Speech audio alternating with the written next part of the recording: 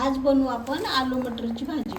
वाटणाला लागणारे साहित्य: कांदा, टोमॅटो, लसूण, अद्रक आणि कोथिंबीर। 2 चमचे तेल टाकून घेऊ। कांदा आपण फ्राय करून घेऊ, घालून फ्राय करून घेऊ। कांदा टमाटा पण चांगलं फ्राय करून घेऊ। कांदा टमाटा चांगला फ्राय झालेला आहे, आपण वाटण करून घेऊ। लसूण टाकू, अद्रक, कोथिंबीर।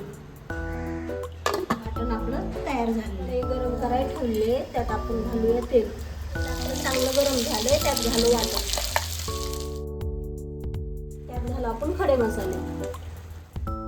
त्यात घालू मिरची पावडर, किचन किंग मसाला, धना पावडर, थोडासा चिकन मसाला। मसाले चांगले फ्राय करून घ्या। मसाला आपला चांगला फ्राय झालाय, त्यात घालू आपण आलू मटर। त्याला चांगलं मिक्स करून घेऊ। त्यात घालून घेऊ पाणी। त्यात घालू चवीनुसार मीठ। त्यात घालू थोडी कस्तुरी मेथी। चांगलं मिक्स करून घेऊ। त्याच्यावर थोडं झाकून आपली आलू मटरची सब्जी तयार झालेली आहे।